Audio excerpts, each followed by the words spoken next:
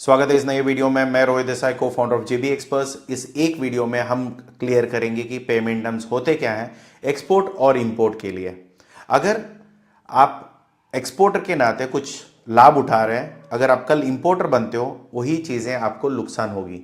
तो बेसिक चीज़ें अगर रोल स्विच करके आपको देखना है तो आप इसी वीडियो में एक ही पेमेंट टर्म्स में इंपोर्ट और एक्सपोर्ट में आप जान सकते हो। इसके साथ सारी पेमेंट टर्म्स क्लियर हो जाएगी, इसमें क्या प्रॉफिट है क्या लॉस है ये दोनों समझ में आएगा, और एग्जाम्पल से आपको पूरा सिनेरियो समझ में आ जाएगी। तो शुरू करते हैं। पहली पेमेंट टर्म है एडवांस पेमेंट, जो हम बोलते हैं प्री पेमेंट। मैं अभी माल बनाया भी नहीं, मुझे पैसे मिल रहे हैं, इसको हम बोलते हैं एडवांस पेमेंट। ऐसे भी हो सकता है कि पूरा 100% मुझे एडवांस मिल जाए, या ऐसे भी हो सकता है जैसे जैसे काम बढ़ रहा है वैसे वैसे मुझे पेमेंट मिलेगी। और ये सारी चीज़ें आपको क्लियरली आपके एस्टिमेशन या कोटेशन या आपके सेल एग्रीमेंट में मेंशन होना चाहिए। कोई भी पेमेंट आप काम करोगे ये कंडीशंस मेंशन होनी चाहिए।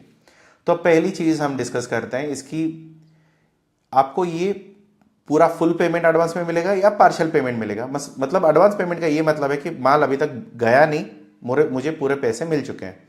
अगर किसी ने बोल दिया रोहित भाई आप काम करो, मुझे ना मैन्युफैक्चरिंग शुरू करो, मैं पैसे आपको पूरा भेज रहा हूँ। दूसरी ये हो सकता है रोहित भाई आप 50% अभी ले लो, 50% पेमेंट मटेरियल रेडी होने के बाद आप बता देना, तो फिर मैं 50 पेमेंट आपको मैं बाद में कर देता हूँ। तो ये दोनों चीज़ों में अगर पूरी पेमेंट आ गई पहले तो मुझे तो कोई दिक्कत ही नहीं है, मैं तो पूरा माल रेडी भी कर दूँ, राइट। अगर मुझे 50 पेमेंट आई और 50 पेमेंट अभी तक आया नहीं है, अगर मेरे प्रोडक्ट में अगर 50% का प्रॉफिट है तो फिर मैं फिर भी बच जाऊंगा, क्योंकि मेरे क्या जितना प्रिंसिपल लगा था, जितना मटेरियल का कॉस्ट था या लेबर का कॉस्ट था, वो सारा मेरा कॉस्ट रिकवर हो गया। अगर वो कल पूरा बाकी पेमेंट कर देता तो मुझे कोई दिक्कत नहीं है। वरना क्या होगा कि उसके हिसाब से जो भी मैंने मटेरियल बनाया हुआ था, जो भी एडवांस के नाम पे सिर्फ 50% लिया था, बाकी का पेमेंट नहीं आया, तो उस चक्कर में मेरा माल नुकसान में हो सकता है। आपको एडवांस मिल सकती है मगर एक परसेंटेज मिलेगी, तो फिर उसकी अगेंस्ट कंप्लायंसेस इश्यूज हो जाती है। काफ़ी लोग क्या करते हैं 30% ले लेते हैं, काम शुरू करते हैं, ईमानदार लोग हैं, मगर क्या होता है कि आगे की पार्टी अगर बेईमान निकली, वो क्या करेंगे 30% भेज देंगे, फिर फ़ोन आंसर करना ही रोक देंगे। और उन्होंने काफ़ी सारी चीज़ें कस्टमाइज बनाई और वो बाकी कोई उस चीज़ को खरीदेगा नहीं। तो आप जितना मटेरियल आया एक ही बार अगर आप ले लोगे तो उसका खर्चा आपको निकल जाना चाहिए था, मगर अगर ऐसा नहीं हुआ तो आप एडवांस पैसे लेने के बाद भी एज अ एक्सपोर्टर आप लॉस में रहोगे, अगर एक मैन्युफैक्चर हो तो। वरना क्या होगा, अगर आप ट्रेडर हो, अपने पेमेंट ले लिया और आपने मैन्युफैक्चर को ऑर्डर दे दिया, मैन्युफैक्चर क्या बोलेगा कि भैया आप तो कस्टमाइज करवा रहे हो, पूरी 100% पेमेंट ले लो। या अगर आप मान के चलो कि इसमें कोई कस्टमाइजेशन नहीं है, अगर इसको बेचो तो मेरा प्रॉफिट है, उसको बेचो तो भी मेरा प्रॉफिट है। अगर ऐसा कोई प्रोडक्ट है कि मैंने एडवांस ले लिया, मैं प्रोडक्ट रेडी कर रहा हूँ और उसके टाइम के हिसाब से अगर उसने बाकी के पैसे नहीं दिए तो मैं किसी और को बेच दूंगा, राइट। तो इसमें आपकी गड़बड़ी नहीं होगी, क्योंकि अग्रीमेंट में अगर आपने इंस्टॉलेशन वाइज अगर आपने प्रॉपरली स्ट्रक्चर बना के ये तारीख को ऑर्डर होगा, ये तारीख में दूसरा पेमेंट आएगी, तीसरी पेमेंट अब आएगी, चौथी पेमेंट अब आएगी, अगर एक सर्टिफिकेशन के हिसाब से या क्वालिटी चेक के हिसाब से या 30% ऑफ द प्रोडक्शन कंप्लीटेड, ऐसे कोई भी क्लॉज डाल के आप अगर उसको प्रॉपरली स्ट्रक्चर करते हो, अगर उसमें एक दिन भी ऊपर नीचे होता है, आप बायर से बात करोगे, रेस्पॉन्ड नहीं करोगे तो अगली पार्टी को बेच दोगे, आपको कोई भी गलती यहाँ पे नहीं मानी जाएगी। अगर कहीं पे गलती होती है वो बायर का गलती होगा, क्योंकि उसने उस टाइम पे पेमेंट नहीं दिया। तो ये मेन चीज़ होती है, मगर इससे रिलेशन भी खराब होता है। मगर एक थोड़ी मैंने एक दो दिन की मैं बात कर रहा हूँ, जनरली एक हफ्ते भर का टाइम आपको एक्सटेंड करना होता है। तो वो देख के आप अपनी बिजनेस में जैसा प्रोडक्ट है, जैसा डिमांड है और कैसी आपकी डायनामिक्स होती है बिजनेस की, वो हर एक प्रोडक्ट में आपका पेमेंट टर्म्स अलग अलग होगा। और जब भी जिस भी पेमेंट टर्म्स में अगर आप काम करोगे, थोड़ी उसकी सिनेरियो पहले समझ के और बायर का माइंडसेट समझ के फिर आगे आप काम करोगे। एक एग्जांपल में अगर मैं बोलूं, और दूसरा ये हमारे लिए एज ए एक्सपोर्टर के लिए ना, पैसा नहीं आएगा इसका चिंता ही नहीं होगा, क्योंकि हमें तो पैसे मिल गए ना 100%, हमें सिर्फ काम करके देना है। अगर काम करके नहीं दिए, हाँ फिर बेईमानी होगी, तो ये दिक्कत होती है।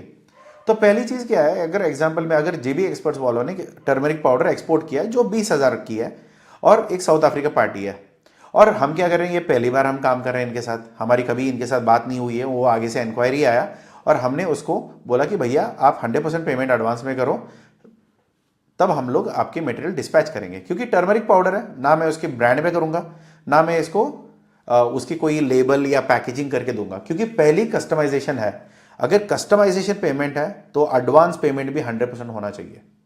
अगर कुछ भी आप कस्टमाइज करते हो, मान के चलो कि एक बोरी में ना पूरा आप ना हल्दी का पाउडर बना के आप भेज रहे हो, ये तो किसी को भी दे सकते हो ना, इसमें कोई दिक्कत नहीं है। अगर आपने इसका एक आधा किलो का अच्छा खासा पैकेजिंग करके, जो बायर है साउथ अफ्रीका का, उसका नाम आपने छाप दिया उसके ऊपर, तो किसी और के नाम का छपा हुआ पैकेट कोई और खरीदेगा क्यों? लॉजिक तो नहीं बनती है। तब क्या होगा कि भैया आपने जो 100% एडवांस अगर आपने नहीं लिया है, तो फिर आपको अगर टुकड़ों में एडवांस पेमेंट आने वाला था, अभी आप फंस जाओगे, क्योंकि उसको पैकेट तोड़ना पड़ेगा, उसको रीपैकिंग करनी पड़ेगी, तब आप बेच सकते हो। और जो पैकेजिंग का खर्चा हुआ है ना, वो आपका लॉस में जाएगा। एडवांस पेमेंट में भी आपको रिस्क रहता है, मगर 100% एडवांस पेमेंट में रिस्क नहीं होता है एक एक्सपोर्टर के लिए। ये आपको देखना पड़ेगा। और दूसरा, एक बार पेमेंट मिल गई, आप बिंदास प्रोडक्ट शिप कर सकते हो। और ऐसे शिप करो कि उसके लिए कोई डॉक्यूमेंट्स की कोरियर करने की भी ज़्यादा ज़रूरत पड़े, क्योंकि 100% पेमेंट मिल गया। आप बीएल कॉपी अलग से क्यों कोरियर करोगे? एक एक्सप्रेस बीएल आता है जो कंटेनर के साथ ही चला जाता है, उसको भेज दो, कोई दिक्कत नहीं है, क्योंकि हमारा तो पैसा मिल गया है ना। आपको पैसे बाकी है तभी आप कुछ रोकना चाहते हो, जब पेमेंट पूरा मिल चुके हैं तो रोकना क्यों है? दो, आराम से भेज सकते हो। दूसरी इसमें पॉजिटिव्स क्या है, आपको तो कोई रिस्क ही नहीं है पेमेंट ना आने की। और दूसरा क्या है, इमीडिएट कैश आ जाता है एक एक्सपोर्टर के लिए, क्योंकि उसी पैसे से मैं पूरा बिजनेस खड़ा कर सकता हूं। हाँ, मगर क्या होगा, बायर इसको मानेगा? नॉर्मली कितना लोग मानेंगे? आप बड़े कंपनी हो, आपकी इज्जत है मार्केट में, और कभी आपने इतने सालों से काम कर रहे हो, तो फिर थोड़ा भरोसा बन सकता है। वरना क्या होगा, सीधा सीधा मुंह पे मना करेंगे, भाई 100% पेमेंट तो हम नहीं देंगे, राइट। नॉर्मली ये कंडीशन सारे प्रोडक्ट के लिए एप्लीकेबल होता है। कुछ हद तक एडवांस मिलेंगे, फिर इंस्पेक्शन होगी, फिर उसके बाद प्रोडक्शन होगा, फिर उसके बाद मटेरियल रेडी होगा, फिर एक बार इंस्पेक्शन होगा, फिर बाकी के पेमेंट आपके हाथ में आएंगे। ये प्रैक्टिकल सिनेरियो है। अगर आप थियोरेटिकल मानोगे, हाँ सपने तो देख सकते हैं कि हाँ बायर कोई आएगा 100% पेमेंट दे देगा। काफ़ी लोग बोलते भी हैं, रोहित भाई 100% मिल जाएगा ना। अरे 100% मिलेगा, मगर माल तो रेडी करना पड़ेगा ना। ऐसा थोड़ी ना कि आपके भरोसे पे कोई 100% दे रहा है। आप इतना बड़ा नाम भी तो होना चाहिए, तभी कोई 100% आपके ऊपर भरोसा कर सकता है। वरना 100% पेमेंट अपफ्रंट कोई देता नहीं है, अगर वो $20,000 है, क्योंकि मैं भी नहीं दूंगा ना। अगर आप सोचो कि मैं इंपोर्टर हूं और मैं किसी चीज को इंपोर्ट कर रहा हूं, आगे वाला पार्टी बोलता है मुझे 100% एडवांस चाहिए, मान के चलो कोई पाकिस्तान का पार्टी है, अब दोगे 100% एडवांस? और आपने अगर किसी देश में पहले काम कर चुके हो और आपने पैसे फंसा चुके हो, तो आप दोगे 100%? आप बिल्कुल नहीं दोगे। तो काफ़ी सारे एक्सपोर्टर या इंपोर्टर्स जो हैं, वो ऑलरेडी इंडिया से पैसे डाल के एडवांस में, काफ़ी सारे एक्सपोर्टर्स जो होंगे ना, वो छू मंतर हो चुके हैं। तो उस चक्कर में जो अच्छे खासे भरोसे वाले अच्छे जो इंपोर्टर्स होते हैं, वो भी इंडिया वालों पे भरोसा नहीं करते हैं। वो भी बोलते हैं भैया मैंने काफ़ी सप्लायर्स को देखे हुए हैं, और आप लोग ना पैसे लेके भाग जाते हो, तो आपको मैं पैसे पूरा नहीं दूंगा, आपको दूंगा उतना ही 5-10%, आप काम शुरू करो, फिर बाद में बात करेंगे, वरना भूल जाओ, आपसे मुझे काम ही नहीं करना। भले वो कितना भी रिस्क हो, कुछ भी हो, वो पुराना पार्टी से ही काम करेगा, नया पार्टी से वो ट्राई भी नहीं करेगा। ये मेन दिक्कत आ चुकी है, क्योंकि क्या होता है ना, इतनी बड़ी आबादी है, एक ना एक दो चोर निकलते ही है इसमें, तो वो हमारे गले में पड़ जाती है बाद में। तो ये प्रैक्टिकल सिनेरियो में ये बहुत बड़ी चैलेंज आपको मिलने वाली है मार्केट में जब आप उतरोगे। अगर आप ऑलरेडी काम कर रहे हो तो ये चीज़ें आपको रहेगी। हाँ, मगर ये एडवांस कौन देगा कि रोहित भाई के साथ 12 साल से काम कर रहे हैं, अभी 12 साल में जो एक बार भी दिक्कत नहीं हुआ, अभी थोड़ी ना दिक्कत होने वाला है। ऐसे सोच के काफ़ी सारे एडवांस मिल भी जाते हैं। ऐसा नहीं मिलेंगे करके नहीं है, भरोसा है तो पैसे मिल जाएंगे। पहली मीटिंग भी अगर आप ढंग से करोगे, आप एक प्रोफेशनल दिखाओगे, आपके पास पूरी सेटअप है, टीम है, क्या है कैसा है, सब कुछ आप प्रॉपरली उनको एक्सप्लेन करोगे, अगर आपकी जो एक्सप्लेनेशन में है उनको भरोसा लगा और आपका शक्ल देखते वो बोले कि हाँ भाई ये भरोसे का लायक आदमी है, इनसे हम काम करना है, तो फिर वो पैसे मिल सकते हैं। ऐसा नहीं कि एडवांस कभी मिलेगा नहीं है, नए एक्सपोर्टर्स को भी मिलते हैं, पुराने एक्सपोर्टर को भी नहीं मिलते हैं, काफ़ी बार दोनों को मिले या ना मिले, ऐसे भी सिचुएशन होती है। मगर क्या होता है कि ये सब चीज़ें आप जैसे बात करोगे, आप कैसे कम्युनिकेट करोगे, आप कितना अच्छा नेगोशिएट करोगे, क्या क्या चीज़ें आप ट्रांसपेरेंटली बताओगे। ऐसा नहीं कि 2 दिन फ़ोन नहीं उठाए, तीसरा दिन गुल हो गए। तो ऐसी चीज़ें अगर आप करने लगे तो फिर नॉर्मली कोई भरोसा नहीं करेगा, हम भी नहीं करेंगे, राइट। तो ये चीज़ें मेनली मैटर करती है। कि अगर ये सोचो, जब भी आप किसी बायर के साथ बात कर रहे हो, अगर मैं उसकी जगह पे होता तो क्या चीज़ें मैं मांगता और क्या चीज़ें मैं नहीं मानता। तो ये सारी चीज़ों के बीच में आपको अपनी स्क्रिप्ट याद होना चाहिए। स्क्रिप्ट का मतलब ये है कि क्या बोलना है, क्या नहीं बोलना, कैसे बताना है, कैसे समझाना है, फिर उसके हिसाब से बाकी सारी चीज़ें। मगर 100% अगर आप पैसे मांगोगे पहले, तो बायर शायद उसके दिमाग में रिस्क फैक्टर पहले ट्रिगर होगा, क्योंकि काफ़ी सारे दिमाग में बहुत सारी चीज़ें चलती है। जब भी किसी ने बोल दिया 100% पेमेंट, हमने मेल भी लिख के भेजते हैं ना कि 100% पेमेंट इन एडवांस, तो भाई रिप्लाई आना भी बहुत कम हो जाता है। आप पहली बार पेमेंट के बारे में बात मत करो, आप पहली बार पेमेंट टर्म्स फ्लेक्सिबल रखो, बात करो। मना पाए तो फिर वहाँ पे बताना कि सर अगर हो सके ना तो मैं 4 रुपये कम कर भी लूँगा, तो मगर ये पेमेंट पे अगर आप आ जाओगे ना तो फिर मैं गारंटी आपको करके दूंगा, कोई दिक्कत नहीं है। इतना आप बोलो, अगर उसको चाहिए होगा तो वो करेंगे। अगर इसमें ज़्यादा अपने धक्का देने लगे तो उनको कुछ लगेगा यार भाई दाल में कुछ काला है, तो फिर दूर हो जाता है। तो काफ़ी सारे मीटिंग्स मैंने देखे हुए हैं बिगड़ते हुए just because of this reason. दूसरा है रिस्क, बायर के लिए बहुत रिस्क है भाई। अगर आप इंपोर्टर हो, आप किसी को एडवांस देना चाहते हो सकता है कि एक्सपोर्टर भाग जाए, वो माल ही ना दे, दिए भी फिर उसमें भी कचड़ा भर के दे दे, मैंने कुछ और मांगा था उसने कुछ और ही दे दिया, तो फिर ऐसे हो जाएगा, तो फिर आप बहुत बुरी हाल पे फंसोगे। तो ये सारी चीज़ें आपको दिमाग में रख के आपकी पेमेंट टर्म्स या स्ट्रैटेजी जो बनानी है वो उसको आगे बढ़ाना पड़ेगा, क्योंकि एडवांस पेमेंट में बायर बहुत रिस्क में होता है। तो ये चीज़ें समझ लीजिए। दूसरा payment term letter of credit. इसमें क्या होता है कि ना मुझे आप पे भरोसा है ना आप मेरे पे भरोसा करोगे, तो हम क्या करते हैं ना, एक बैंक की गारंटी लेके आते हैं। एक बैंक बीच में आ जाता है और वो बोलेगा कि भैया आप दोनों एक्सपोर्ट करो, मगर बैंक वाले ये बोलते हैं अगर पेपर सारे डॉक्यूमेंट प्रॉपर क्लियरली आ गए तो मैं आपका पेमेंट वापस, आपका पूरा पेमेंट मैं कर दूंगा। ये नॉर्मली क्या होता है, अगर जेबी वालों ने एक ब्लैक पेपर एक्सपोर्ट कर रहे हैं, काली मिर्च, तो हम ये जर्मनी के कोई बायर है उनको हम दे रहे हैं, तो हम क्या करते हैं कि भाई हम उसको बोलते हैं LC एट साइट, आप एक LC निकाल के आप हमें दे दो। किसको बोलेंगे, ये बायर को बोलेंगे। जैसी उसकी और दूसरी एक चीज़ है कि LC में काफ़ी सारे बिजनेस ओनर्स मुझे पूछते हैं कि सर इसका खर्चा कौन उठाएगा, इसका फ़ायदा किसको मिल रहा है, उसको मिल रहा है ना, क्योंकि वो पेमेंट नहीं दे रहा है, वो रिस्क से बच रहा है। मुझे तो पेमेंट पहले ही चाहिए था, वो नहीं दे रहा, अभी रिस्क किसका कम हो रहा है यहाँ पे, जो रिस्क जिसका कम हो रहा है वो उसका खर्चा उठाना चाहिए। काफ़ी बार ऐसे होते हैं इंडिया वाले बात नहीं करते इस चीज़ के बारे में, और वो पूरी LC का जो खर्चा बैठेगा वो सारा आपके ऊपर डाल देते हैं। अगर आप नेगोशिएट करोगे बहुत अच्छी बात है, नहीं सर इसको मैं अभी देखो बायर इतना मुश्किल से मिला है मैं कर लेता हूँ, तो कर लो। सर बायर ना मुझे बिना बोले खर्चा डाला हुआ है, तो फिर उसको पकड़ो और उसको बोला भाई तुमको डिस्काउंट भी चाहिए और LC का खर्चा मुझे मेरे पे डाल रहे हो, तो फिर उसकी बात कर सकते हो। देखो क्या होता है ना, हर चीज़ लिवरेज के ऊपर डिपेंड करता है। जितना आपके पास लिवरेज है, लिवरेज का मतलब ताकत है कि भाई ये मेरे हाथ में है, ये बंदा कहीं नहीं जा सकता क्योंकि मेरा इतना अच्छा रेट तो कोई नहीं दे रहा, या मेरे अलावा किसी और के पास माल ही नहीं है, तो ये क्या कर लेगा ज़्यादा से ज़्यादा, जो मैं कंडीशन बोलूँ वो मानना पड़ेगा, वरना तो फिर निकल जा, मेरे कोई और बायर तो खड़े ही हैं। ये आपको आता है on the talks on the strength.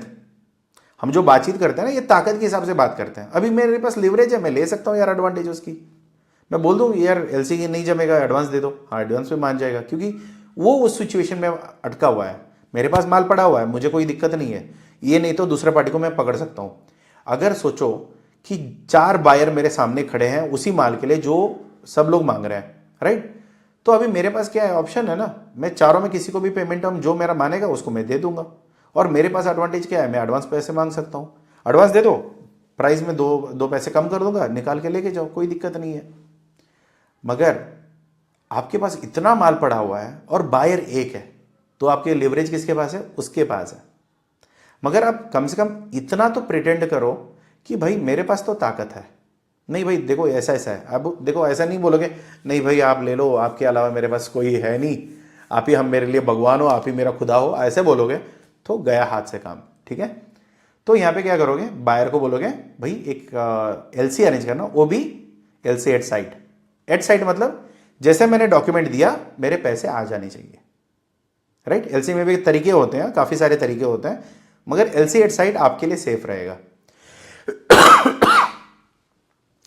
इसमें आफ्टर शिपमेंट क्या होगा जेबी एक्सपर्ट्स वाले डॉक्यूमेंट सबमिट करेंगे, क्या क्या, bill of leading, invoice, packaging list, certificate of origin, बाकी सारी चीज़ें जो भी उन्होंने अग्रीमेंट में मेंशन किया था। जो एलसी का जो ड्राफ्ट होता है उसमें उन्होंने मेंशन करते हैं, जो भी उसको एक बार दोबारा पढ़ लेना, कभी ऐसा डॉक्यूमेंट ना लिखा हो कि आप अरेंज नहीं कर पाए। तो ऐसे भी दिक्कतें काफ़ी लोगों के पास मैंने देखा हुआ है कि वो लोग ना ड्राफ्ट पढ़ते नहीं है। यहाँ एलसी आ गया, बहुत खुशी से लेके साइन करके दे दिया, ड्राफ्ट अग्री कर दिया। ऐसा कभी नहीं करना चाहिए। एलसी का ड्राफ्ट जब भी बैंक से आता है, किसी जिसको पता है चीज़ें उनसे पूछिए, फिर एलसी पे अग्री करके साइन करिए, फिर उसके बाद ही आपको काम शुरू करना है।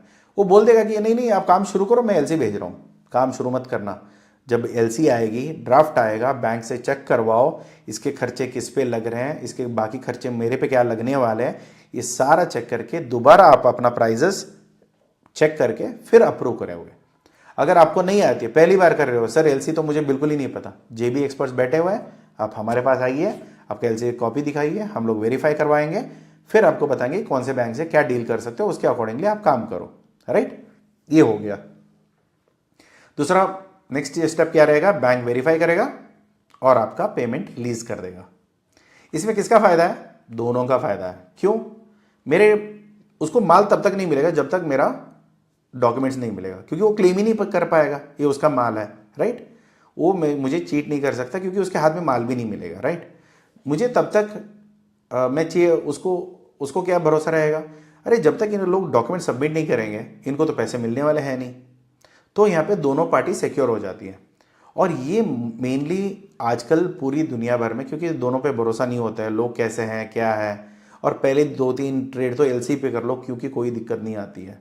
राइट, दूसरा क्या होता है, यहाँ पे देखो क्या है ना, बैंक तो मेरा मामा का लड़का तो है नहीं कि वो मुफ्त में करेगा, उसका तो खर्चा आपको लेना पड़ेगा। वो कितना खर्चा होगा, हर एक बैंक का अलग अलग खर्चा होता है, मगर परसेंटेज होती है कभी कभी 9,000 की, क्योंकि ये लोग ना बैंक वालों की भी बहुत अच्छी है कि वो लोग सीधा सीधा खर्चा नहीं बताते हैं, पहले कुछ और बताएंगे फिर घुमा फिरा के कुछ और बताएंगे, ये बहुत चीज़ें होती हैं आपको। इसलिए मैं बोलता हूँ कि अच्छी बैंक से, जो भी अच्छी बैंक पकड़े उनसे काम करो, क्योंकि क्या होता है आधे अधूरे दिमाग वाले काफ़ी सारे बैंक्स हैं। प्राइवेट बैंक में भी बोल रहा हूँ, ऐसा नहीं कि प्राइवेट बैंक बहुत अच्छे होते हैं, प्राइवेट बैंक में भी ऐसे अंगूठा छाप बैठे हुए हैं जिनको एलसी के बारे में कुछ नहीं पता। और मैंने ऐसे ऐसे लोगों से फ़ोन पे बात कर रखी है, जो 1-2 बिजनेस ओनर्स हैं मेरे, जो ऐसे सिचुएशन में फंसते हैं जहाँ पे अभी एलसी आ चुकी है, मटेरियल निकल चुका है, पेमेंट आने वाला है, और जो पेमेंट आना चाहिए था उसमें 10,000, 15,000, 20,000, 40,000 कम आया, और बैंक वाले कहानी सुनाने लगते हैं कि नहीं सर ये डॉलर ना हम लोग ना यूएस भेजेंगे पहले, फिर यूएस से खरीदेंगे, फिर हम ये करेंगे वो करेंगे, इसके खर्चे लगेंगे। अरे भैया ये तो पहले क्यों नहीं बताया। और ये सारे गोल गोल घुमा के ना लोग ये बताते हैं कि आपका हमने कर दिया है। राइट, तो इसमें आपको क्या समझना है, पहले एक बैंक पकड़ो, पूरी डिटेल निकालो, फिर उस बैंक की पूरे खर्चे लिखवाओ पेपर से। ऐसे कोई अनाड़ी से बात नहीं मत करना, आपको उसी ब्रांच के, अगर उसी बैंक में ही काम करना है, 4-5 ब्रांच अलग अलग जाके आओ, आपको खुद ही समझ में आ जाएगा ये कितने अनाड़ी लोगों के साथ में आप लोगों का पाला पड़ा हुआ है। तो ये पूरा एक्सरसाइज करो, क्योंकि बैंक वालों को भी मैं बोलता हूँ ये लोग किसी को ट्रेनिंग नहीं देते हैं, फॉरेक्स वाला डिपार्टमेंट इनके पास होता भी नहीं है, अगर है भी उसको कल किसी बैंक से उठा लेके आके उसको फॉरेक्स में बिठा देंगे, उसका जिंदगी भर में कभी उनका एक्सपोर्ट या इंपोर्ट में उनका पाला ही नहीं पड़ा। कुछ अलग अलग चीज़ें अनाप शनाप बोलते रहेंगे, तो उसमें आप मत फंसिए। जो मैं बता रहा हूँ जो भी है उनके खर्चे लिखवा लीजिए, और पेपर प्रॉपर, जो भी देखो एक्सपोर्ट इंपोर्ट बिजनेस में एक चीज़ आपको ध्यान में रखना है, सारी चीज़ें लिखित में होना चाहिए। ये जबान की ना, जबान में हड्डी नहीं होती। राइट, जब हड्डी नहीं होती है ये कुछ भी बोलता है, तो आप क्या करोगे, जो भी रहेगा खर्चे वो लिखित में लोगे।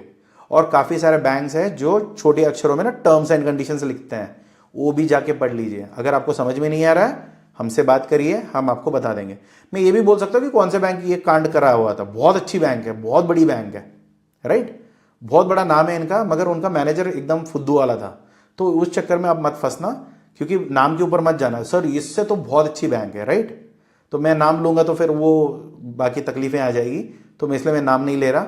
मगर आपके साथ अगर ऐसा कुछ हुआ तो आप नीचे कमेंट बॉक्स में तो लिख ही सकते हो। राइट, तो मैं स्पेसिफिकली कोई बैंक को ब्लेम नहीं करूंगा, मगर ऐसे काफ़ी सारे बैंक्स करते हैं। आप अपने पैसे बचा के चलना, क्योंकि क्या होता है ना, हम लोग ना रुपए में कमाते हैं, अगर एग्रो प्रोडक्ट में है तो फिर पैसे में कमाते हैं, राइट। पैसा मतलब पैसा, जो 10 रुपए 11 पैसे जो होता है ना, वो पैसे में कमाते हैं। काफी बार ऐसा होता है कुछ कमोडिटी में इतनी कम मार्जिन होती है जो हम लोग नॉर्मली उसको खो नहीं सकते, और बैंक वाले क्या करते हैं, ये लपेट लेते हैं। तो ऐसे कभी लपेटे में मत आना। जो भी ये एक्सपेंडिचर्स है वो प्रॉपरली ले लेना, क्योंकि मैंने एक्सपीरियंस से बोल रहा हूं, काफी लोगों का मैंने प्रॉफिट डूबते हुए देखा। जब तक उन्होंने एक्सपोर्ट किया तब तक वो फायदे में थे, जैसे ही एलसी के थ्रू पैसा आ गया तब वो लॉस में चले गए। तो ये सोच समझ के काम करना, और जो भी बैंक आपके हाथ में है उनसे पहले लिखित में ले लेना कि भैया ये हैंडलिंग चार्जेस, वो चार्जेस, कोरियर चार्जेस, बाकी क्या क्या फीस आप चार्ज करोगे, कन्वर्शन कितने में दोगे, सब चीज़ें लिखित में ले लो। काफ़ी ऐसे बैंक हैं जो आपको अपफ्रंट पहले पेमेंट बोल देता है कि साल भर के लिए सर आपको ये फ्लैट फी आपको चार्ज करेंगे। ऐसे काफ़ी सारे बैंक है, अगर आपको कुछ चाहिए होगा आप मेरी टीम से बात कर सकते हो। दूसरी, डॉक्यूमेंटेशन। अगर यहाँ पे क्या है ना, इसकी एलसी का कीमत उतना नहीं है जितना आप समझ रहे हो। एलसी का मतलब क्या होता है, ये डॉक्यूमेंट का कीमत कब तक है, जब तक आप इसका सिर्फ एक पेपर का वैल्यू है, मतलब जितनी वो पेपर की कीमत होती है ना उतना ही उसका वैल्यू है, जब तक आप उसके पूरी डॉक्यूमेंट फुलफिल नहीं करोगे।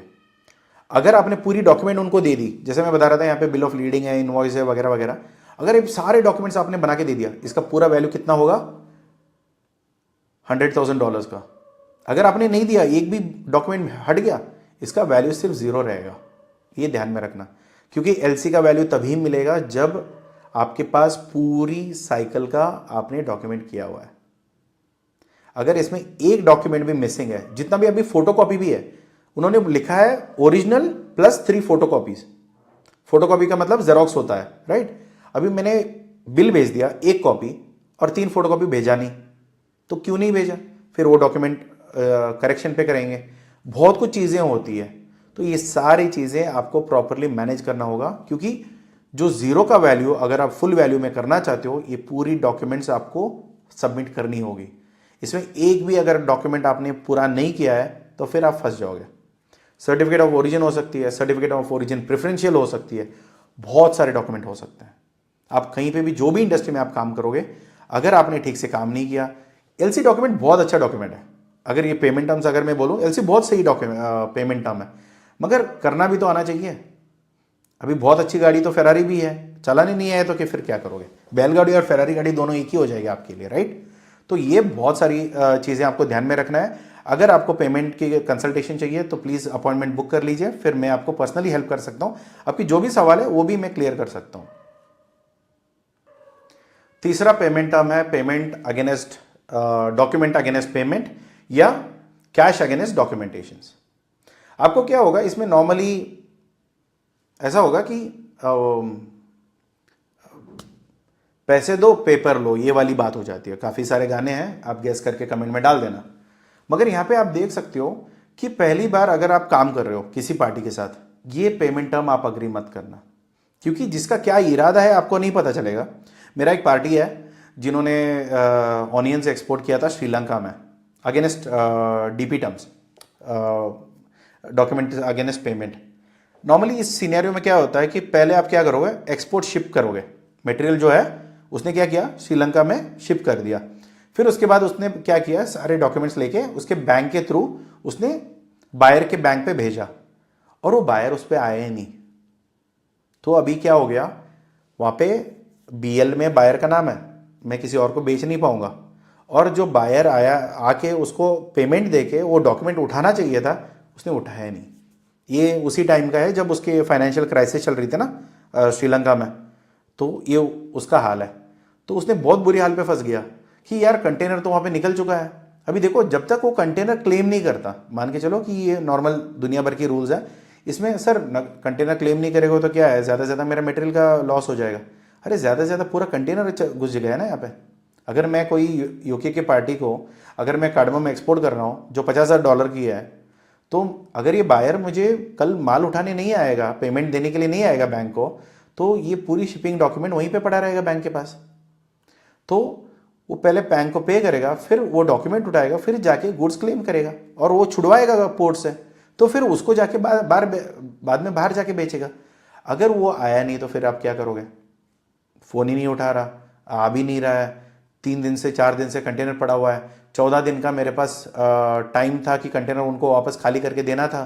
अगर कंटेनर खाली ही नहीं हुआ तो फिर उसका अलग सा खर्चा पड़ना शुरू हो जाता है, क्योंकि कंटेनर का तो भाड़े पे होता है ना। ऐसा नहीं कि कंटेनर आपका हो गया, आपको कंटेनर भाड़े पे मिलेगा। एक तो जितना कंटेनर दूर पे जाएगा वो दूर का पैसा आपने फ्रेट चार्जेस दे दिया, उसके अलावा आपने उसके ऊपर एक्स्ट्रा डेज होते हैं जो 7 दिन होते हैं या 14 दिन होता है, ये दोनों के बीच में आपकी कैलकुलेशंस होती है। उतने दिन का ही आपको एग्जेम्पशन मिलता है, उसके अगले दिन से आपको खर्चा शुरू हो जाता है। अगर आप मान के चलो आपकी बदनसीबी है, आपने ऑनियन भेजा, जैसे मेरा एक पार्टी ने भेजा। ऑनियन क्या होता है 14 दिन में, या मान के चलो 30 दिन तक उसने पार्टी नहीं आया, तो ऑनियन का क्या हिसाब होता है? वो तो बॉम्ब जैसा है ना कि भाई फट जाएगा, अभी टाइम काउंटडाउन शुरू हो चुका है इसका, राइट। ये सारी चीजें आपको देखना होता है। अगर आप इस पेमेंट टर्म पे काम कर रहे हो, अगर भरोसा वाला बंदा है, पहले आप काम कर चुके हो, तो कोई दिक्कत नहीं है, आप कर सकते हो। मगर ये पेमेंट टर्म नए पार्टीज या नए लोगों के लिए, जो स्पेशली नए बिजनेस में आ रहे हैं, अगर आप पहली बार एक्सपोर्ट कर रहे हो, ये पेमेंट टर्म तो मानना नहीं भाई। एलसी मान लो, एडवांस पेमेंट मान लो, कुछ और पेमेंट टर्म्स है वो भी मैं बताऊंगा, वो मान लो, मगर ये पेमेंट टर्म मत मानना, क्योंकि यहाँ पे कोई भरोसा नहीं है। दूसरा आता है डॉक्यूमेंटेशन अगेंस्ट एक्सेप्टेंस, वो भी ऐसा ही है। वहाँ पे तो दावा करके जाता है कि मैं इतने दिन के बाद पैसे दूंगा, तो बहुत बुरी हाल पे फंस सकते हो आप। तो पहली चीज, safer for open accounts, control remains with the exporter until payment. अभी कंट्रोल लेके क्या करूंगा, जब तक मेरा माल वहां पे अटका पड़ा है, अगर मैंने वो बेचा नहीं तो मेरा तो वापस माल भी नहीं मंगा सकता ना, क्योंकि शिपिंग चार्ज तो उतना ही लगेगी, मेरा तो लॉस गारंटीड है। तो इसमें सेफर साइड क्या हो सकता है कि हमें ये पता है पार्टी को तो मटेरियल चाहिए ही चाहिए, तब आप मान सकते हो, क्योंकि आपका प्रोफाइलिंग पता होना चाहिए, आप क्या प्रोडक्ट में डील कर रहे हो ये पता होना चाहिए। और दूसरा इसमें मैं प्रो टिप अगर मैं दूं, यहाँ पे ये होता है कि ये माल किसी के नाम पे मत भेजना, ये ना बैंक के नाम पे भेजना। और इसकी गाइडेंस आपको सीएचए बोल देगा, आपको सीएचए को बोलना भैया यहाँ पे देखो क्या है ना, ये मैं भेज रहा हूँ डॉक्यूमेंटेशन अगेंस्ट पेमेंट के नाम पे, तो मेरा ऐसा हो सकता है कि पार्टी नहीं आएगा तो मैं किसी और पार्टी को बेच सकूँ, तो इसके लिए क्या ऑप्शन है। वो बताएगा कि भाई टू बैंक लिख दो, बैंक के नाम पे भेजो, किसी का नाम नहीं रहेगा, कल किसी पार्टी, अगर ये पार्टी नहीं आएगा तो किसी भी पार्टी के मैं बेच सकता हूँ। अगर आपने यहाँ पे थोड़ी बहुत दिमाग लगाया इस पेमेंट टर्म में कि आपने 30% एडवांस ले ली, 70% आपने सीएडी कर दिया या डीपी कर दिया, तो इसमें आपका फायदा क्या है, 30% तो पेमेंट आ गया।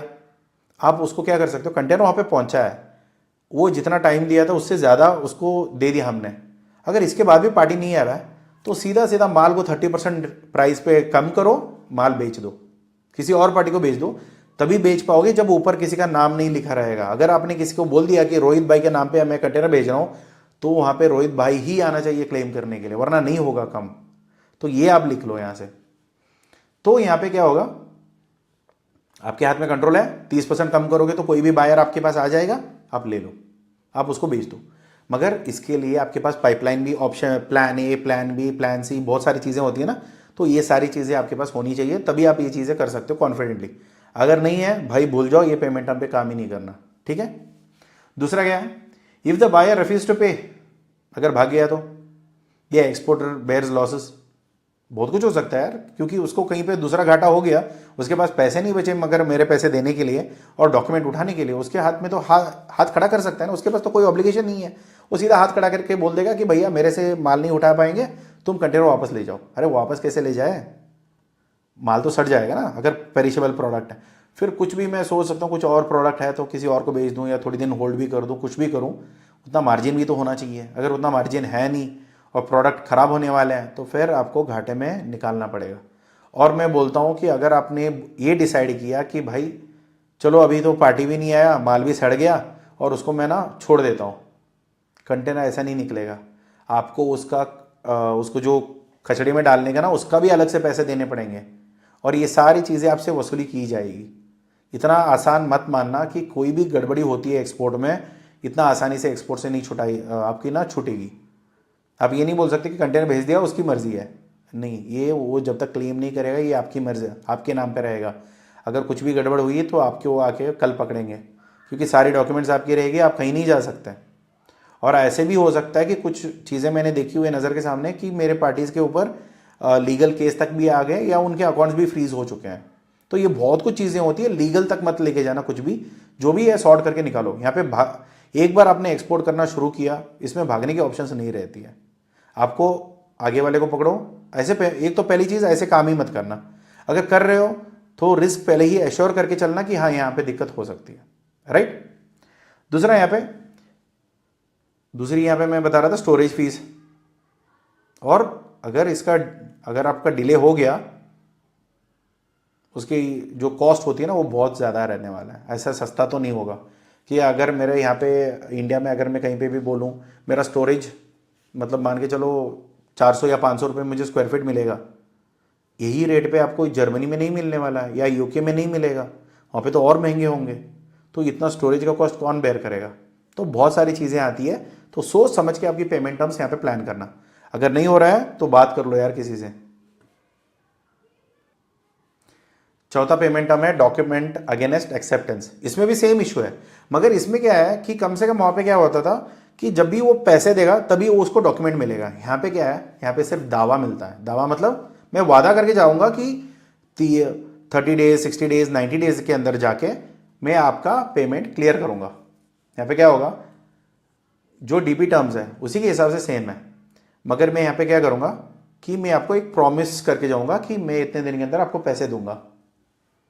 तो यहाँ पे क्या होगा कि मैंने कोरिएंडर सीड्स एक्सपोर्ट किया 30,000 का, एक फ्रेंच का बायर है, राइट, और उसको मैंने 60 डेज का डीए टर्म्स दे दिया।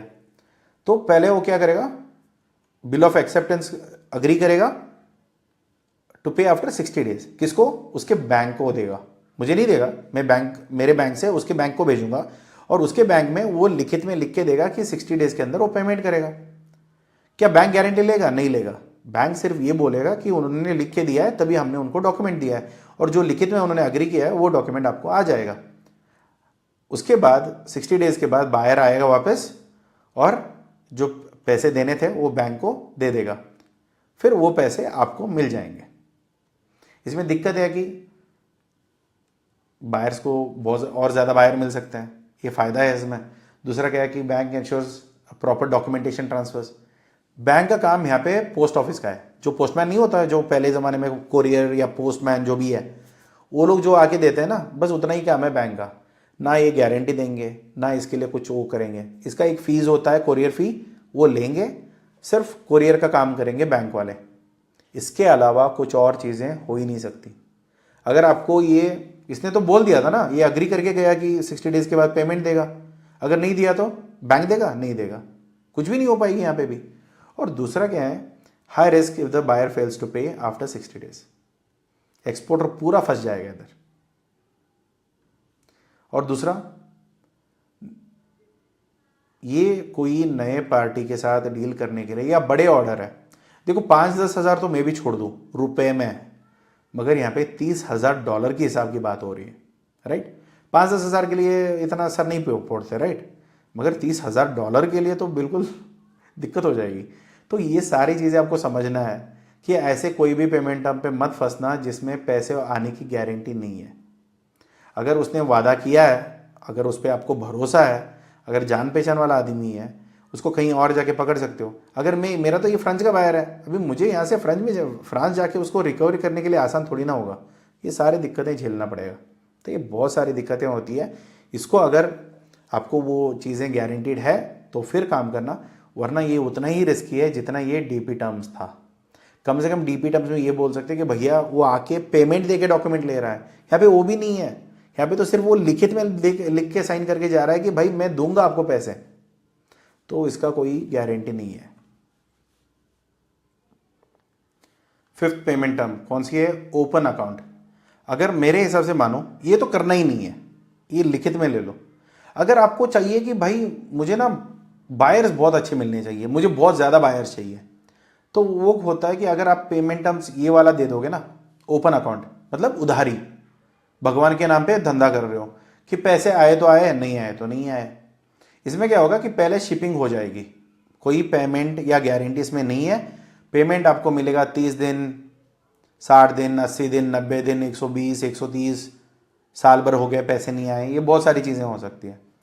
मगर आप यहाँ पे एक देख सकते हो कि भैया मैंने $50,000 कोई दुबई पार्टी को मैंने एक्सपोर्ट किया, क्या, क्यूमेन सीड्स। तो उसके बाद मैंने उसको दिया है 90 दिन का क्रेडिट टर्म। तो 90 दिन के बाद पेमेंट मेरे अकाउंट में आ जाने चाहिए। ये आइडियल सिचुएशन है। अगर क्या है कि इसमें क्या होगा कि मुझे ना बहुत सारे बायर्स मिल जाएंगे। ये धंधा तो मैं कर सकता हूँ कि मैं यहाँ पे माल उठा उठा के ना पैक करके, मेरे कंटेनर तो निकल रहे हैं, बहुत सही निकल रहे हैं, कोई दिक्कत नहीं है, बायर्स की भी कोई कमी नहीं है।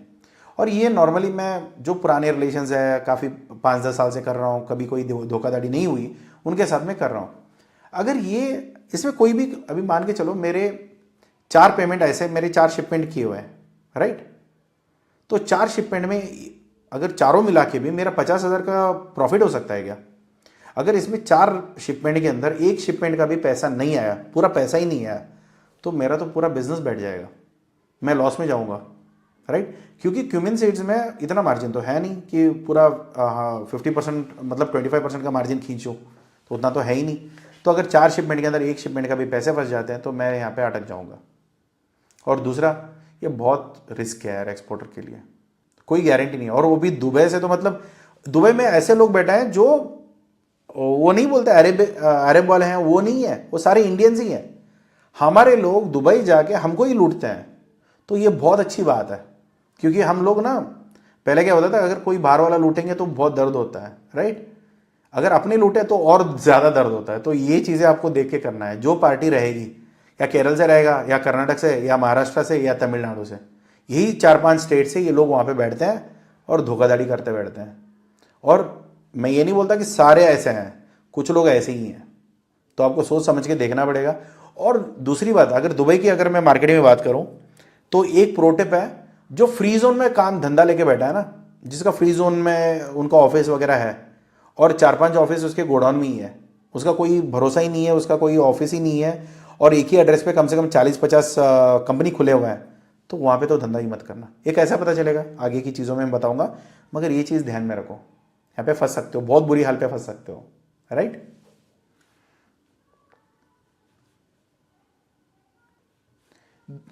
छठी पेमेंट ऑप्शन है कि कंसाइनमेंट बेस्ड पेमेंट, जो हम लोग ट्रेड एजेंट्स बोलते हैं।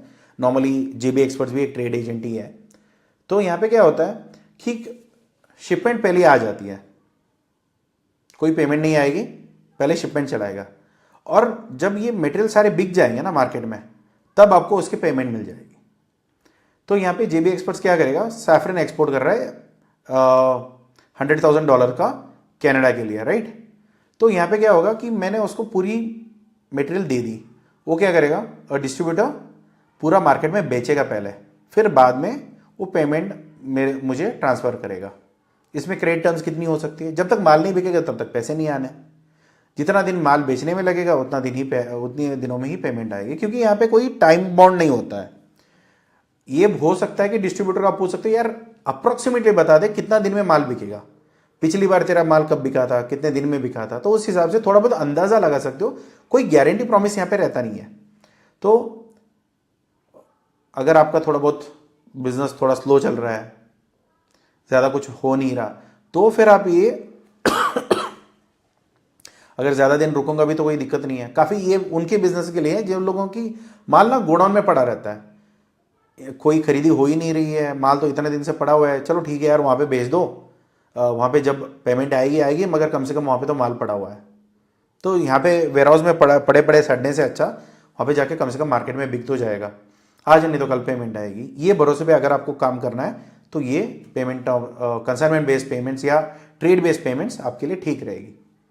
इसमें क्या होता है कि नॉर्मली आपको मार्केट अगर एस्टैब्लिश करनी है तो पहला रास्ता तो यही है कि आपको मार्केट में कोई ट्रेड एजेंट को पकड़ो। फिर अभी देखो हम लोग काफ़ी इटली कंपनी के लिए 2-3 काम करते हैं, तो अभी इटली के पार्टी को क्या होगा कि उसको पता नहीं है कि इंडिया का मार्केट कैसा रिएक्ट करेगा, और हमें भी नहीं पता। हम क्या करते हैं कि इटली से माल तो मंगवा देते हैं उधारी में, इसमें कोई पेमेंट वो नहीं है। हम लोग बोलते हैं भैया देखो जो भी बिकेगा उसका 5% हम लेंगे, भले वो प्रॉफिट में बिके लॉस में बिके, आपको हम बता देंगे, आप अगर अग्री करते हो तो आगे का हम काम करेंगे। तो इटली का पार्टी क्या बोलता है, आरडी एक काम करो, आप ना माल मेरा इतने में बेचने के लिए ट्राई करो, एक वेयर हाउस ढूंढ लो, उसमें मेरा माल रखवा देना, जैसे जैसा ऑर्डर आ रहा है उसको वैसे वैसे शिप करना। तो मैं क्या करता हूँ 5% के हिसाब से मेरा एक वेयर हाउस है जहाँ पे मैंने माल रखा हुआ है, और जैसे जैसा ऑर्डर आ रहा है और मैं वो शिप कर रहा हूँ। तो फिर मेरे हिसाब से माल बिकने में कम से कम 1 महीने के हिसाब से हो गया, तो वो 1 महीने के अंदर बिक भी गया। तो मैं क्या करता हूँ, जितना पैसे आ गए, अब मान के चलो कि कंसाइनमेंट के हिसाब से सेम अमाउंट है $1 लाख की, तो मैं यहाँ पे क्या करता हूँ, मेरा 5% जो कमीशन था वो मैं काट लेता हूँ और बाकी चीज़ें, बाकी जो पैसे हैं वो मैं ट्रांसफ़र कर देता हूँ। यही चीज़ अगर मैं कनाडा पार्टी को सैफरन एक्सपोर्ट कर रहा हूँ, तो क्या कनाडा पार्टी क्या करेगा, पूरा ये सैफरन लेगा, बेचेगा मार्केट में और अपना जो कमीशन है वो काटेगा, फिर मुझे वापस जो पैसे देने थे वो दे देगा। और ये सारी चीज़ें हमारे एग्रीमेंट में है, तो यहाँ पे कोई कन्फ्यूजन नहीं होती है। ये टेंटेटिवली ये खर्चे हैं। अगर इसमें क्या है कि अगर मुझे नया मार्केट में काम करना है, मुझे नहीं पता कैसे है क्या नहीं है, तो फिर वहाँ पे मुझे एक्सपेरिमेंट करना है, तो फिर ये रास्ता आपके लिए ठीक है, क्योंकि आप वही माल बेच रहे हो ना, क्योंकि यहाँ पे तो और खर्चे हैं नहीं, सिर्फ माल का ही खर्चा है, भेजने का खर्चा है।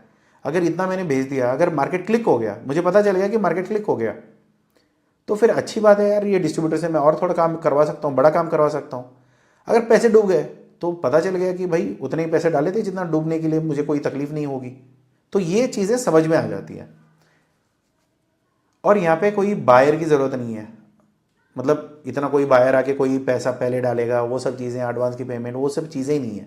और यहाँ पे बायर की भी ज़रूरत नहीं है। इनफैक्ट मैं बोलूँ तो ये तो सीधा डिस्ट्रीब्यूटर के ऊपर है कि कितना अच्छा डिस्ट्रीब्यूटर है और कितना जल्दी वो आपके लिए बायर खड़ा कर सकता है और आपका माल कितना बेच सकता है, वो उसके नेटवर्क कितना स्ट्रांग है उसके ऊपर ये डिपेंड करेगा।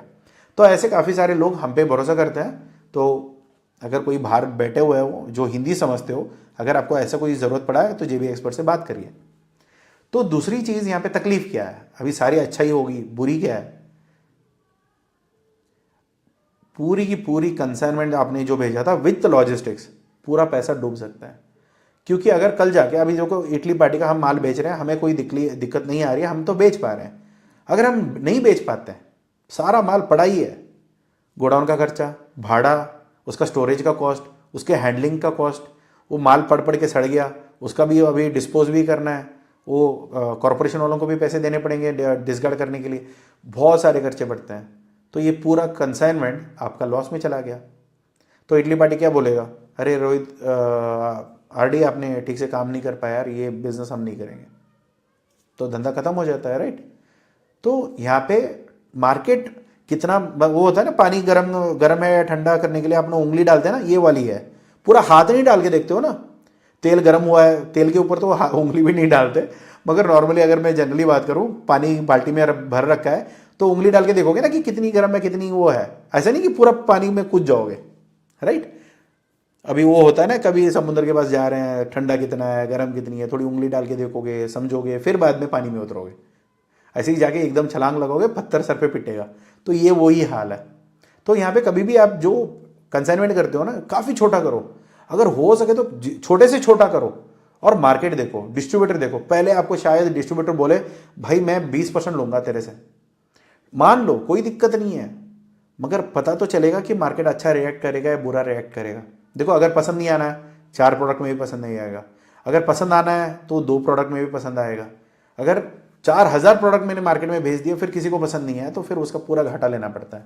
उससे अच्छा नए मार्केट अप्रोच करने के लिए ये पेमेंट टर्म आपके लिए ठीक रहेगा। और यहाँ पे क्या होगा कि अगर डिस्ट्रीब्यूटर ठीक नहीं है, काफ़ी बार ये भी होता है ना, डिस्ट्रीब्यूटर ईमानदार नहीं है, कोई भरोसा लायक बंदा नहीं है, तो फिर क्या होगा, वो जानबूझ के डिले करेगा या आपका पैसे पूरा देगा ही नहीं। ये होता है दुबई के पार्टियों के साथ।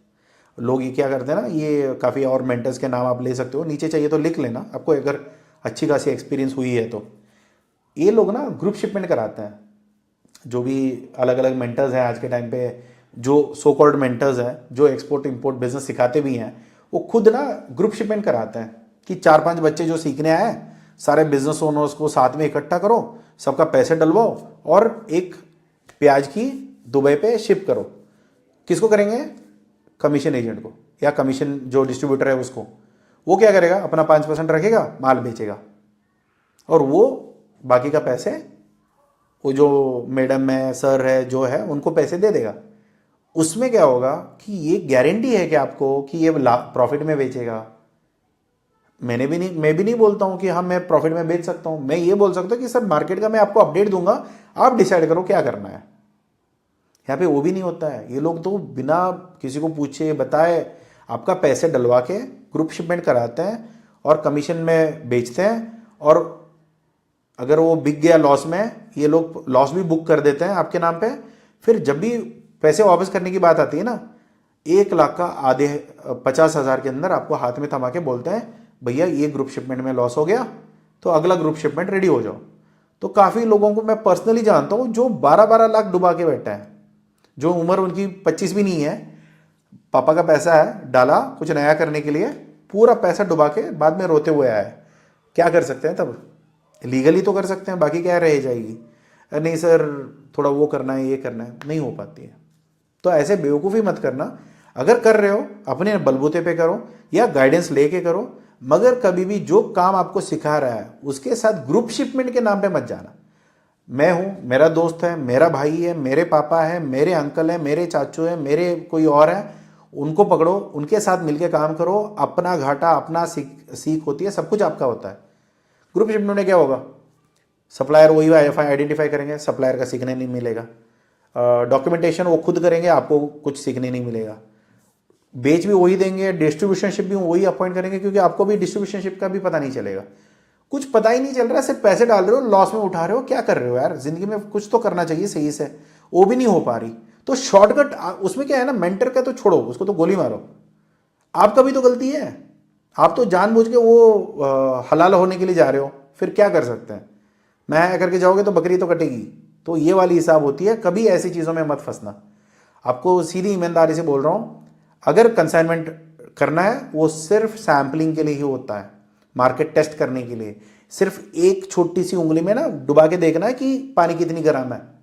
गर्म है तो नहा लो, अगर पानी गर्म नहीं है थोड़ी देर वेट करो, पानी गर्म हो जाएगी फिर बाद में नहा लो, वरना ऐसा होगा कि पूरा ठंडा पानी नहाओगे फिर जुकाम के पड़ जाओगे। तो ये चीज़ें बिजनेस में काफ़ी इंपॉर्टेंट बाइक यहाँ होती है, जो गलती होती है मार्केट में, ये आपको बहुत सीखना है। अगर इसमें कहीं पे चूक हो जाती है तो फिर बहुत बुरी हाल पे फंसोगे, और ऐसे फंसोगे कि आप उठ भी नहीं पाओगे। और काफ़ी मैं बिजनेस ओनर्स को जानता हूँ जिनके पास बहुत कम पैसे हैं, 1-2 लाख लेके जाके उधर इन्वेस्ट करते हैं, जो ग्रुप शिपमेंट में शॉर्टकट। क्यों? अरे मैडम ने बोल दिया पैसे मिलेंगे, कल जाके बहुत अच्छा काम होने वाला है। कुछ नहीं होता है, पैसा डूब जाता है। अगर होता तो आपसे क्यों पैसे डलवाते। तो काफ़ी बहुत सारी चीज़ें होती हैं, मगर ग्रुप शिपमेंट आप खुद के लिए करो, अपना ग्रुप बनाओ।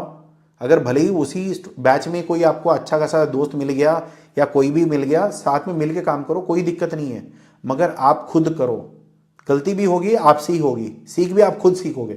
क्योंकि हम भी देखो, इतना मैं सिखा रहा हूँ, इसका मतलब ये नहीं कि मुझे कोई फ्री में कोई सिखा के गया। मैं खुद गिरा, उठा, हम मुझे पता है खड्डे कहाँ हैं, और मैंने वो खड्डे भरे हुए हैं और उसके ऊपर आराम से चल पा रहा हूँ। वरना क्या होगा, आप भी बहुत बुरी हाल पे फंसोगे और उठोगे भी नहीं बाद में। तो इतना ध्यान में रखना। 7th पेमेंट टर्म है बैंक की गारंटी।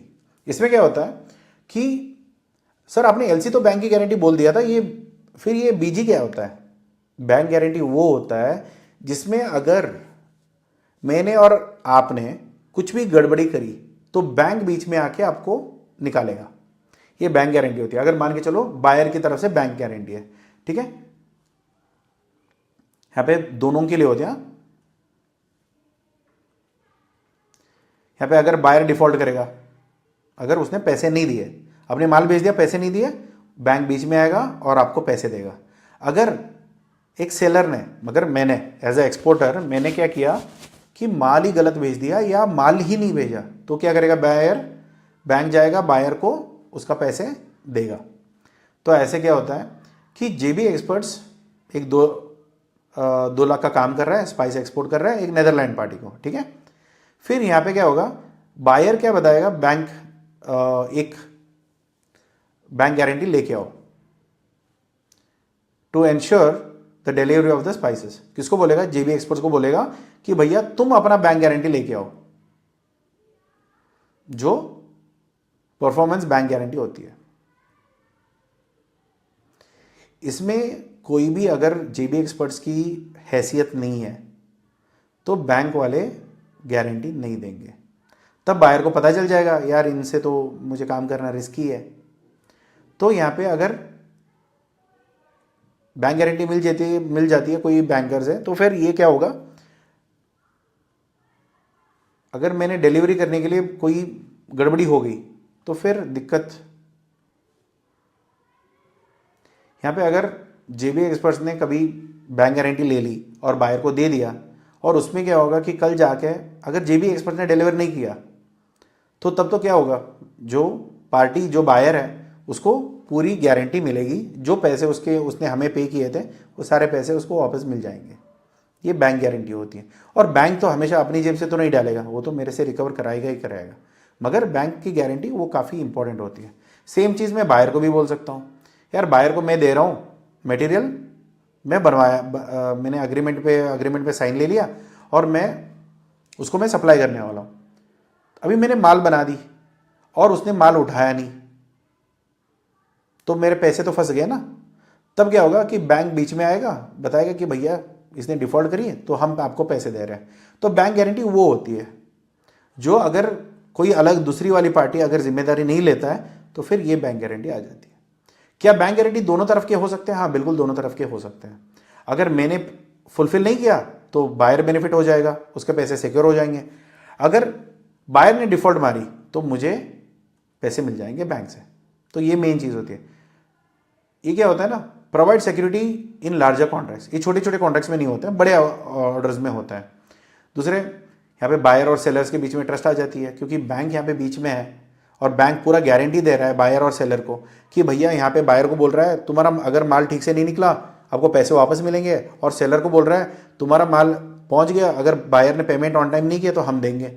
तो दोनों यहाँ पे सेफ हो जाओगे।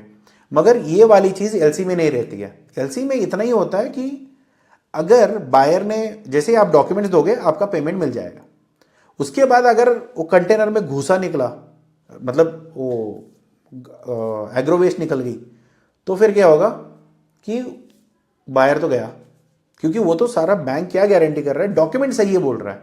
ये वो बैंक वो नहीं बोलता कि क्वालिटी ठीक है, मगर इसमें बैंक ये बोलता है कि कोई भी तकलीफ है कि बायर ने, सेलर ने, जो एक्सपोर्टर है उसने थर्ड क्लास क्वालिटी भेजी, तो भी बैंक गारंटी करेगा कि भैया अगर ये ब्रीच हुआ है तो इसको आप ठीक करेंगे। तो ये गारंटी यहाँ पे होती है, इसलिए इसको बैंक गारंटी बोलते हैं। लेटर ऑफ क्रेडिट सिर्फ एक पेपर होता है, जब तक आप फुलफिल उसका वो नहीं करोगे तब तक उसका काम नहीं होगा। इसका क्लॉज क्या है, बैंक चार्जेस और उसकी प्रोसेसिंग फीस बहुत तगड़ा लगेगा। जितना मैंने उसमें बताया था एलसी में, उससे 4 गुना लगता है। फिर यहाँ पे कंप्लायंसेस जो रूल्स होती है या इनकी जो अग्रीमेंट कॉपीज होती है, ऐसा नहीं कि आपने 1-2 लाइन ऊपर नीचे कर दिया, जो भी होती है यहाँ पे बैंक वाले ठीक से आपसे करवाते हैं। ये काफ़ी मेन चीज़ है, मगर कभी ये नहीं हो सकता कि 1-2 छोटी ऑर्डर्स के लिए कर रहे हो। यहाँ पे जैसे ही नंबर देख रहे हो ये वाली वॉल्यूम पे हो सकता है। 8वां पेमेंट टर्म है फैक्टरिंग। तो यहाँ पे फैक्टरिंग में क्या होता है कि इसमें ये मान के चल सकते हो कि अभी आपको पैसे की ज़रूरत है, आपके पास सोना है, तो आप क्या करोगे, सोने जाके गिरवी रखोगे और उसके सामने लोन लेके आओगे, या उसको बेच के जितना पैसा मिल रहा है वो लेके आओगे। क्या वो कभी आपको ऐसा होगा क्या, जब आपने सोना गिरवी रखा है, जितना आपने सोने का प्राइस दिया था उस टाइम पे वही प्राइस मिलेगा? क्योंकि उसमें वेस्टेज होगा, मेकिंग चार्जेस हो गए, वो तो नहीं देंगे ना, वो तो पैसे गए। वो तो सोना तोलेगा, सोने का जो भाव है वो भाव पे दे देगा। इसमें क्या होता है, इसमें आप क्या गिरवी रखोगे, इनवॉइस जो अनपेड है, जिसका पैसे आपको आया नहीं है, उस पैसे को फैक्टरिंग कंपनी के सामने आप जो के उसको गिरवी रखोगे। तो ये लोग क्या करते हैं कि अगर मान के चलो जेबी एक्सपर्ट्स ने एक्सपोर्ट किया और उसमें ऑलमोस्ट $80,000 है जो यूएस पार्टी को मैंने एक्सपोर्ट किया, और वो भी 90 दिन का मैंने क्रेडिट टर्म दिया हुआ है। अभी मुझे ना, जैसे ही मैंने ये किया, मुझे आगे एक ऑर्डर आया दोबारा यूएसए से कि बोलते हैं मुझे आप दोबारा मुझे सेम शिपमेंट करो। तो भी मेरे पास इतने पैसे तो है नहीं कि मैं माल मार्केट से उठा के मैं दोबारा शिपमेंट करूं। तो मैं क्या करता हूं, ऐसे कंपनीज के पास जाऊंगा और मैं बोलूँगा कि भैया मेरे पास एक इन्वॉइस है जिसमें 90 दिन का मैंने क्रेडिट दे रखी है एक पार्टी को, और वो पार्टी ना मेरे अभी तक पेमेंट नहीं आया, 90 दिन हुए ही नहीं है। तो मैं चाहता हूँ कि आप इसको गिरवी रखो और आप मुझे ना पेमेंट दे दो। तो वो क्या करते हैं कि मुझे पैसे इमीडिएट दे देंगे, और वो क्या करते हैं 5% की डिस्काउंट पे ले लेते हैं। 5 हो सकता है, 10 हो सकता है, ये नेगोशिएबल ऑप्शन है। तो 2-3% पे भी हो सकती है, क्योंकि अगर बायर बहुत बड़ा पार्टी है, उसका पेमेंट डिफॉल्ट कभी हुआ ही नहीं है। मगर अभी उसके पार्टी को छोड़ो, मुझे ना पैसे की ज़रूरत है, क्योंकि मुझे आगे का ऑर्डर फुलफिल करना है। मेरे पास दूसरा ऑर्डर आ चुका है, तब मैं क्या करूँगा, मेरे पास तो है ही नहीं पैसे।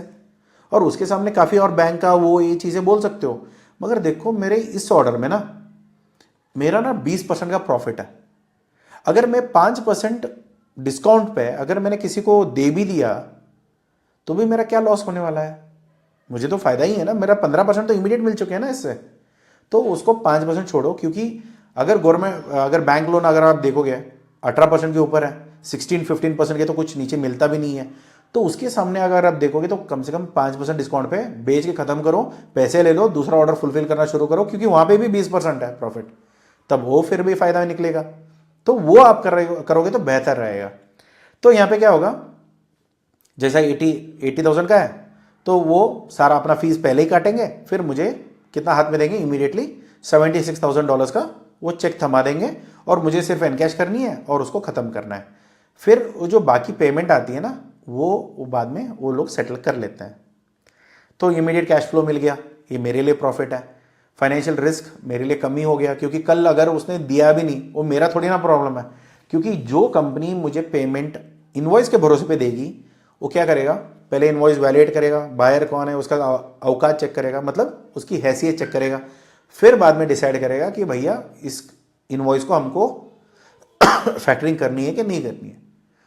अगर नहीं करना है तो सीधा सीधा मना करेगा, रिजेक्ट करेगा कि भैया ये तो मतलब बायर ऑलरेडी 4 बार डिफॉल्ट कर चुका है और ये भरोसा लायक बायर ही नहीं है, और तुम्हारे चक्कर में हम भी फंस जाएंगे। तो अगर ऐसा बायर है तो फिर वो तो देंगे ही नहीं पैसे।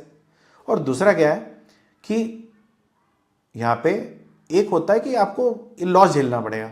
अगर आप मान के चलो इसमें तो सिर्फ मेरा 1% का प्रॉफिट है, तो मैं यहाँ पे 5% उसको दे रहा हूँ, मेरा 4% का नुकसान हो जाएगा।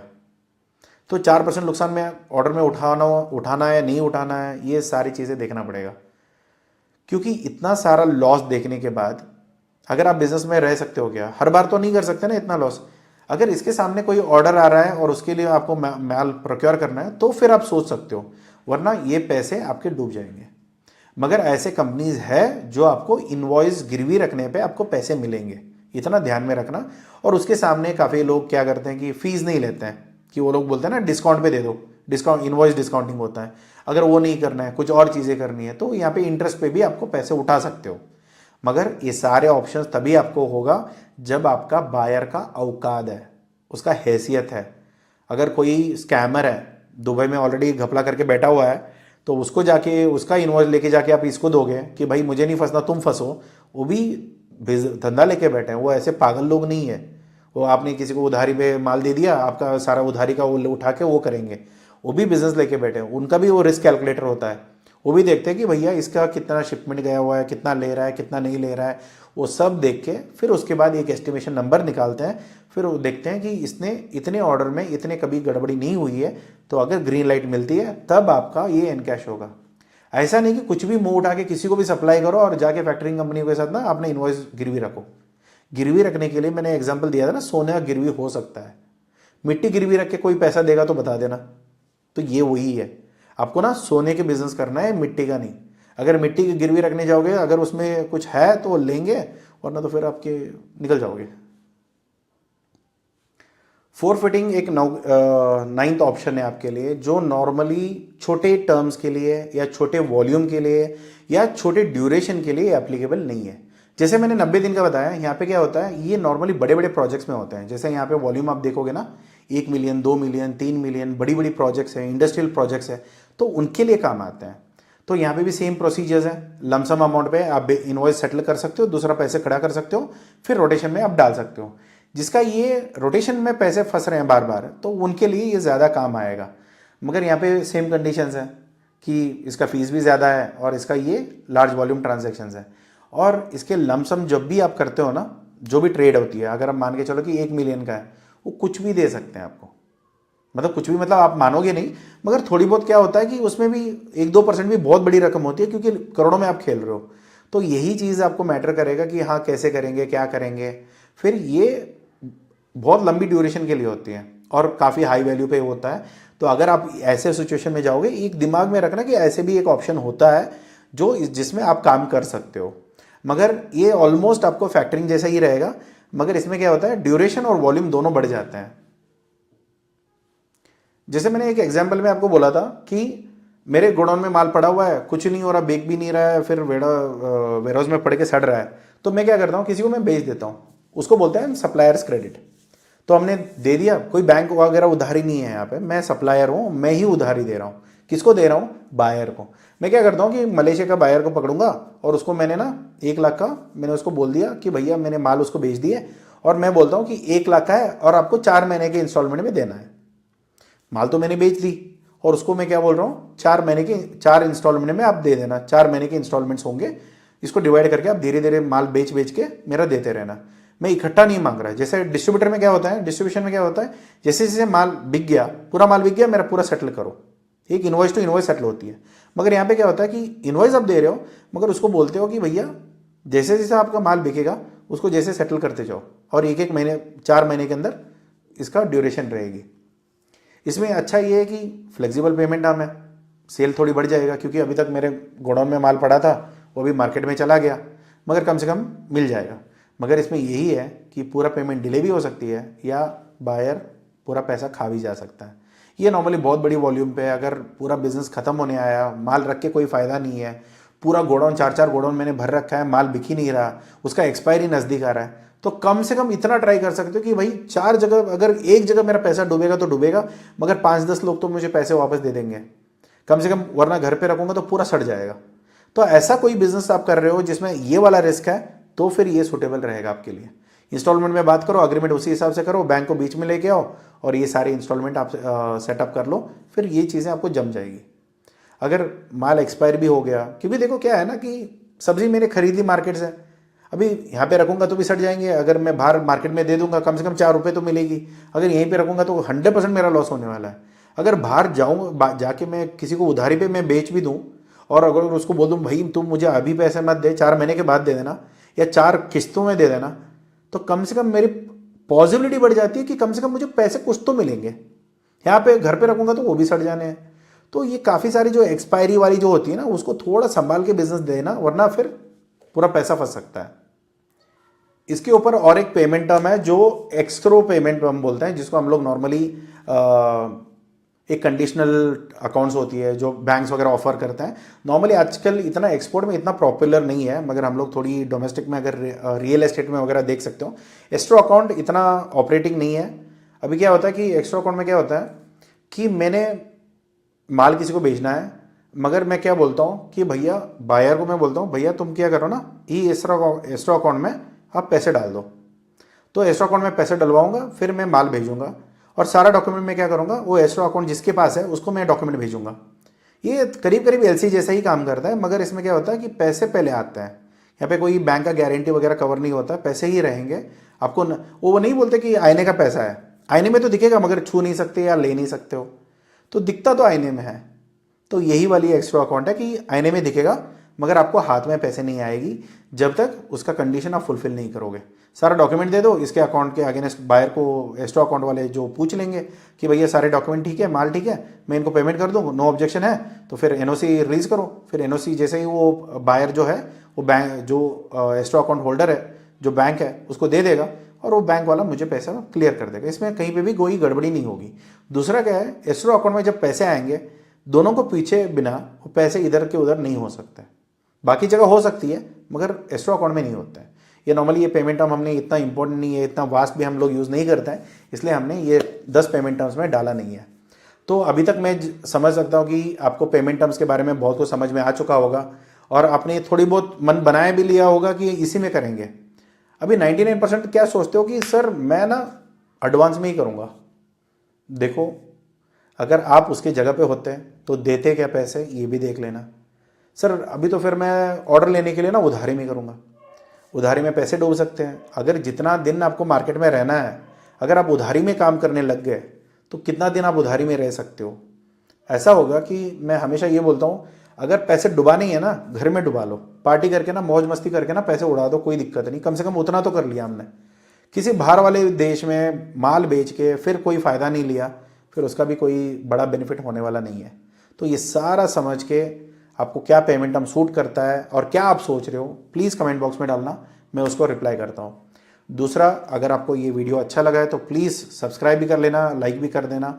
अगर किसी आपको लगता है कि आपकी जान पहचान में कोई है जिनको ये फ़ायदा हो सकता है, और किसी ने ग्रुप शिपमेंट किया हो उनकी एक्सपीरियंस भी डालना, क्योंकि मुझे ना बहुत सारे लोग ना बोलते हैं मुंह में, राइट, फ़ोन करके बोलते हैं सर ऐसा, जब भी मिलते हैं तो तब बोलते हैं कि सर ऐसा ऐसा हुआ था। अगर आपके साथ ऐसा कुछ हुआ है तो प्लीज़ आपका एक्सपीरियंस शेयर करना, 4 लोगों को और नॉलेज मिल जाएगी, गलतियाँ नहीं हो सकती है। चलिए मिलते हैं अगले वीडियो में। अभी तक अगर आपको सारा पेमेंट टर्म समझ में आ चुका है तो बहुत अच्छी बात है। अब जैसे ही सीखते जाओगे आपका बिजनेस बढ़ता जाएगा। अगर कोई भी डाउट है तो सीधी बात है, कमेंट करो, मैं रिप्लाई करूंगा। और मिलते हैं अगली वीडियो में। Thank you so much, take care, bye bye.